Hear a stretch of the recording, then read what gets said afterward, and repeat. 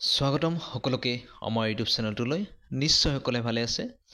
যেহেতু যোৱাকালি 19 তাৰিখত যিটো টেট কাম ৰিক্ৰুটমেন্ট এক্সামটো হৈ গলে তে তাত কিমান কাটআপ যাব পাৰে বুলি আপোনালোকে জানিব বিচাৰি আছে বা বহুতে জানিছো ইউটিউব চেনেলৰ জৰিয়তে আৰু আপোনালোকে কিমান মাৰ্ক কৰিছে আপোনালোকে আমাক কমেন্ট কৰি জনাব আৰু জিটি যোনটো পেপাৰ 1 ৰ মানে কোৱেশ্চন পেপাৰটো আছিল তাত কিমান কাটআপ যাব পাৰে আৰু কিমান ষ্টুডেন্টে পৰীক্ষাটোত বহিছিলে আপোনালোকে নিশ্চয় জানিছে 35757 জন ক্যান্ডিডেটে পৰীক্ষাটোত বহিছিলে আৰু তাৰ কাটআপ কিমান যাব আপোনালোকে এইটো ভিডিওৰ জৰিয়তে আপোনালোকে জানিব পাৰিব আৰু আপোনালোকৰ যদি এই কাটআপ অনুযায়ী মাৰ্ক আপোনালোকে পাই আছে তেতিয়াহলে আপোনালোকে নিশ্চিন্ত মনে থাকক কাৰণ আপোনালোকৰ চাকৰিটো হৈ যাব আৰু ইয়াৰ বেছি কাটআপ নাযায়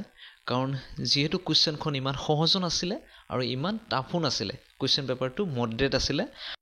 আৰু মই কেইজনমান ক্যান্ডিডেটৰ লগত কথা পাতি তেওঁলোকে কিমান মাৰ্ক কৰিছে তেওঁলোকৰ পৰা মই জানিব পাৰিছো আৰু মই নিজে কোৱেশ্চনখন চাইছো এবাৰ চাই হেনা তাৰ পৰা ময়ো এটা অনুমান লগাইছো যে কাটআপটো ইমান হাই নাযায় আৰু এইটো অফিচিয়েল কাটআপ নহয় এইটো এটা মোৰ এক্সপেক্টেড কাটআপ মই ভিডিওটোৰ জৰিয়তে আগবঢ়াইছো আৰু আপোনালোকও জনাব আপোনালোকে কিমান মাৰ্ক কৰিছে তেতিয়াহলে আমি চাওকচোন আৰু ইয়াৰ বেছিও কিন্তু কাটআপ নাযায় এক্সপেক্টেড কাটআপ পেপাৰ 1 ৰ কোৱেশ্চনখনৰ যোনটো পেডাগোগি সেকশন আছিল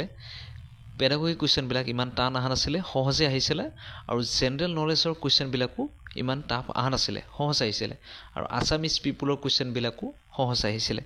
হেইহে জেনাৰেলৰ ক্যান্ডিডেট এজনে মানে 80 পৰা 85 লৈ যদি মাৰ্ক আহি আছে তেওঁলোকে চাকৰিটো এবাৰ নিশ্চিতভাৱে পাই যাব কাৰণ ইয়াৰ বেছি কাটআপ নাযায় কাৰণ কিয় যিসকল মানে ক্যান্ডিডেটৰ মানে সিটেট এক্সাম দিছিলে তেওঁলোকৰ বাবে পেডাগোগি সেকশনটো ভাল হৈছে আৰু যেহেতু 140 টা কোৱেশ্চন আছিল আৰু নেগেটিভ মাৰ্ক আছিল তাৰ কাৰণে ইমানো কাটআপ নাযাব কোনোবাই হয়তো 90 100 প্লাসও আনিব পাৰে কিন্তু ইমান কাটআপ নাযায় যেহেতু 8000 পোষ্ট আছে হেইহে ক্যান্ডিডেটৰ সংখ্যাও ইমান বেছি নহয় 4 জনৰ মাজত এজনে যেহেতু 35757 জন ক্যান্ডিডেটে পৰীক্ষাটো দিছিলে আৰু 8 যদি আমি ভাগ কৰিব যাও তেতিয়াহলে 4 জনকে পৰে মানে 4 জনৰ মাজত এজনেহে চাকৰিটো পাব হেইহে 80 পৰা যদি 85 লৈ কোনোবাই লৈ আহি আছে মাৰ্কটো এতিয়ালৈ তেতিয়াহলে তেওঁলোকে মানে জিটিৰ চাকৰিটো পোৱাৰ এটা আশা আছে এটো আমি গ্ৰেজুৱেচন টিচাৰৰহে আমি কাটআপটো আলোচনা কৰিছো এতিয়া আমি ওবিসি এমওবিসিৰ কাটআপটো আপোনালোকে দেখি আছে 77 ৰ পৰা যদি কোনোবা 82 লৈ মাৰ্ক আহি আছে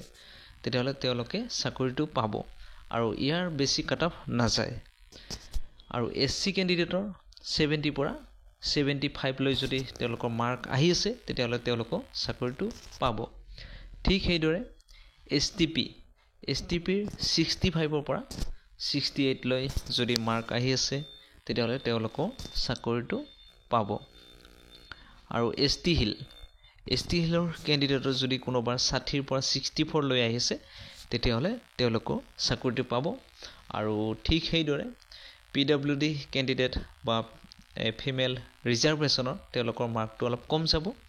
তে আজি আমি ইটো জিটি মানে গ্ৰেজুৱেট টিচাৰ মানে আজি আমি কাটআপটো আলোচনা কৰিলো